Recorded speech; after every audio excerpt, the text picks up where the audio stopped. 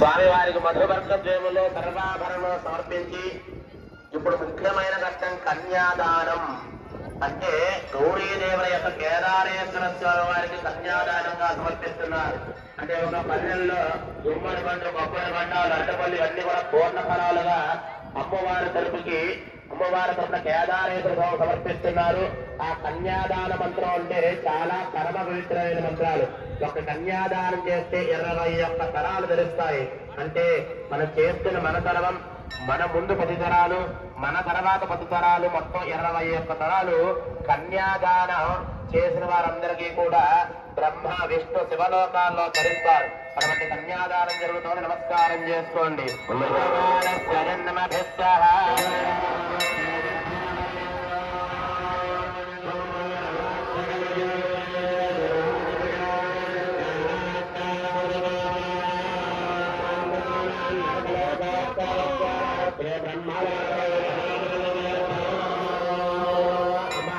అందరూ కూడా నమస్కారం చేసుకుంటూ చెప్పండి. మమ యజమానస్య జన్మభిస్సహ జన్మ ప్రభృతి ఏతతు క్షణ పర్యంతం బాల్య యౌవన కౌమార వార్ధక వయో విశేషేషు రహసి ప్రకాశేత జ్ఞాన అజ్ఞాన కృత పాపానాం మమ మయా సహ దశ పూర్వేషాం దశ అపరేషాం మతు వంశ్యానాం మమ బ్రహ్మలోకే విష్ణులోకే శివలోకే శాశ్వత నివాస సిద్ధ్యర్థం కన్యా దానం కరిష్యే.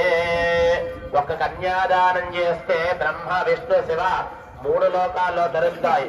అటువంటి 3 లోకాల్లో ధరించాలని చెప్పి మేరతుల్య సువర్ణదాన ఫలసిద్ధ్యర్థం మేరు పర్వతవంత సువర్ణదానాన్ని పర్వతం దానం చేస్తే ఒక కన్యాదాన ఫలితం. శతకోణ దాన ఫలసిద్ధ్యర్థం 100 కోట్ల ఆవుని కలిపి దానం చేస్తే ఎంత పడదో ఒక కన్యాదానం అంత ఫలితం.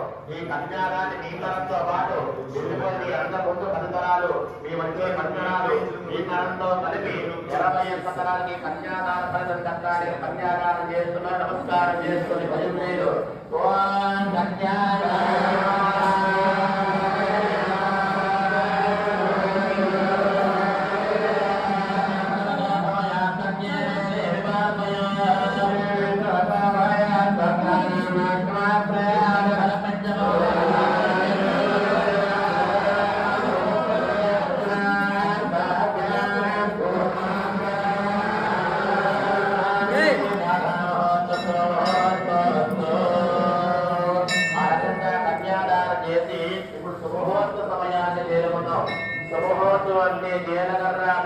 పసుపు బియ్యాలు ఆవని కలిగిన చూర్ణాన్ని ఒకటి మీద ఒకటి పెట్టుకునేటువంటి శుభ్రతమైనవి ఆ యొక్క అంటే జీలకర్ర ఎంత గంటగా వెడలిన వర్ణంగా ఉంటుందో వారి యొక్క దేవశీలని కూడా అంత విడదమైన వర్ణంగా ఉంటారని చెప్పి కళ్యాణాన్ని కానీ ముహూర్తం పెట్టుకుంటాం. కానీ స్వామివారికి ముహూర్తం అంటూ ఉండదు. ఇప్పుడు ఉన్న ముహూర్తం శుభంగా రాష్ట్రాన్ని చెప్పి కొన్ని మంగళాలు చదివి ముహూర్తంగా మార్చి అప్పుడు జీలకర్ర కళ్ళ కట్టున్నారు. అటువంటి మంగళాస్తున్నారు. నమస్కారం చేసుకోండి.